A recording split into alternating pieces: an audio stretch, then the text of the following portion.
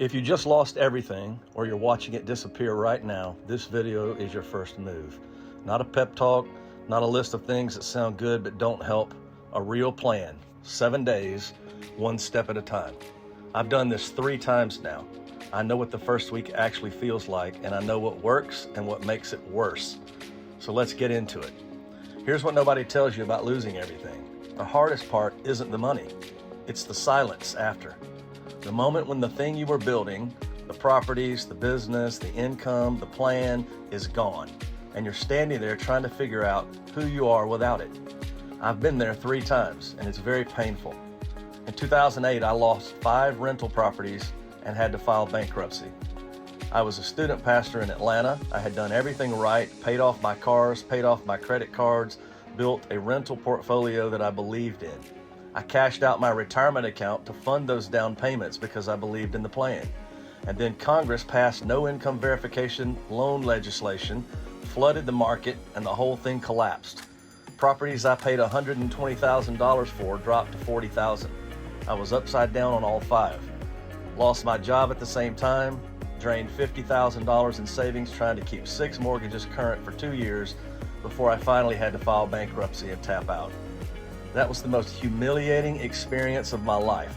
I did everything right. I still lost everything. Then, COVID shut down international travel and took a nonprofit travel company I had spent years building to over $1 million of revenue annually. Gone. In my early 50s, scared, broke, and starting over again. Then, I raised nearly $500,000 from private investors for fix and flip projects. The first 2 flips were very profitable. Then, the Biden administration raised interest rates 10 times in 10 months. Buyers disappeared. I couldn't sell them. We lost the $500,000 and every projected return with it. Each time, the first week was the same. Shock, anger, shame, and a very loud voice in your head telling you it's over. That voice is lying, but you can't argue with it in the first 48 hours. You can't think your way out of collapse when you're still in the middle of it. What you can do is move. Small, deliberate, controlled moves. That's what this week is about.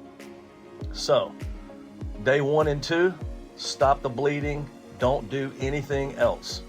I don't mean sit on the couch. I mean, stop making decisions from panic.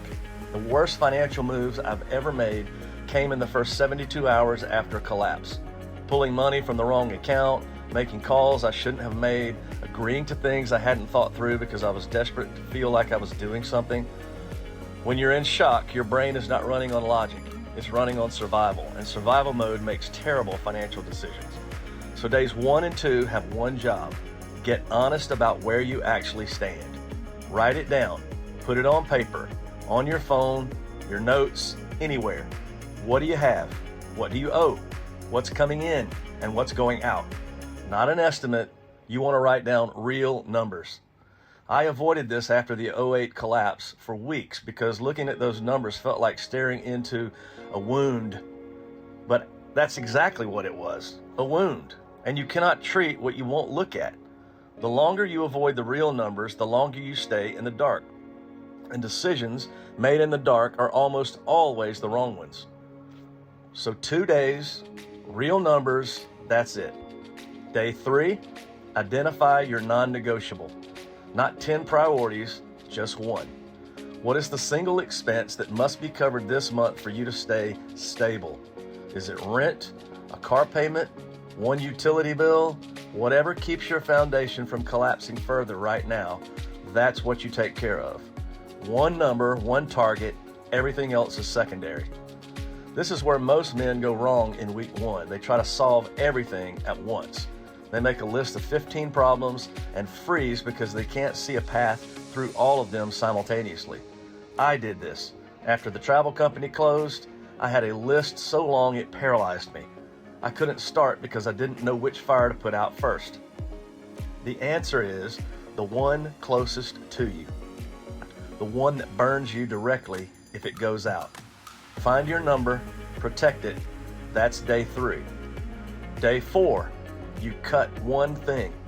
Not everything, one thing. Look at your outgoing expenses and find one thing you can eliminate or pause immediately. A subscription, a recurring payment, something that was normal before that isn't essential right now. This isn't about saving $50, it's about reclaiming control. After the real estate collapse in '08, I kept paying for things that I didn't need to because canceling them felt like admitting defeat.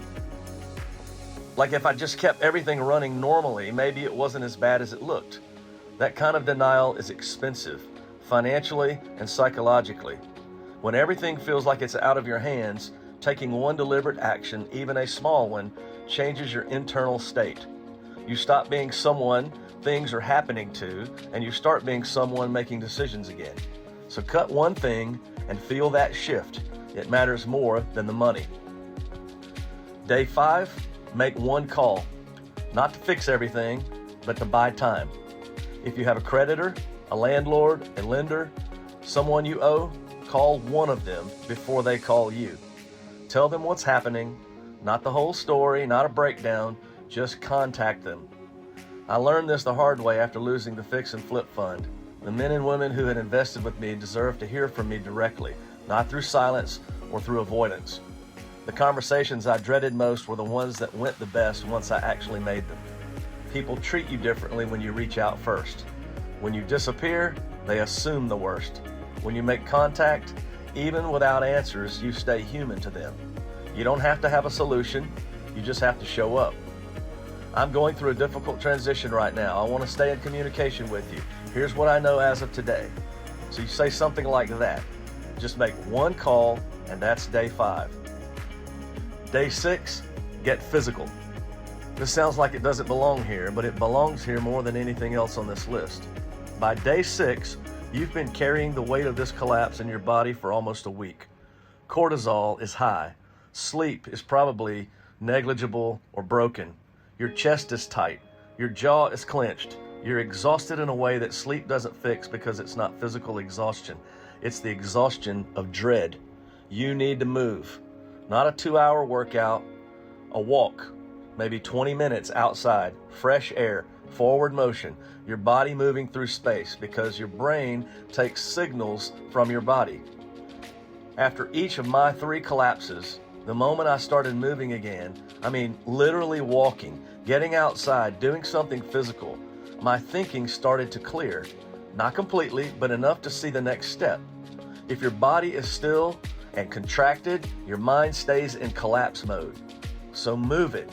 Even 20 minutes on a walk in the morning before you do anything else will clear your mind, and it changes something in your thinking. So that's day 6. Get outside and move. And then day 7, write one sentence about what comes next. Not a business plan, not a 5-year vision, just one sentence. Something like, I'm going to rebuild my income by doing this one thing first. It doesn't have to be perfect. It doesn't have to be the final answer. It just has to exist. Because after 7 days of stabilizing, the next phase requires a direction. And direction starts with one honest statement about what you're going to do first. After bankruptcy in 2008, my one sentence was, I'm going to find stable income and protect my family while I figure out the rest. That sentence became the nonprofit travel company. That company became $1 million a year. One sentence on day 7 becomes everything on day 1,000. Write it down, put it somewhere that you'll see it every morning. Now, here's what I want you to understand after this week. You're not behind, you're not broken, you're not too old, and it's not too late.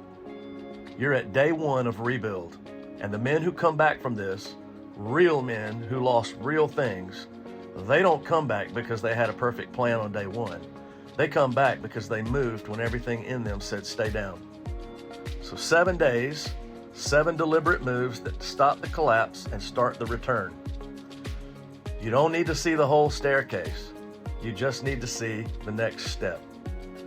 If you want a step-by-step system, instead of trying to figure this out on your own, I put together a free 30-day rebuild blueprint specifically for men in this situation. It's organized into 4 weeks that go like this: stabilize, cash flow, income creation, and long-term rebuild. You'll find the link in the description below. And if you know another man who would benefit from this content, please subscribe, like, and share it with them. And let's rebuild together, because that's wealth mode. Now, the next video, we're going to talk about why most men never actually recover after a major financial loss. And it's not because they lack the skills, because of something happening in their head that they don't even realize is there. That one drops on Thursday. Don't miss it.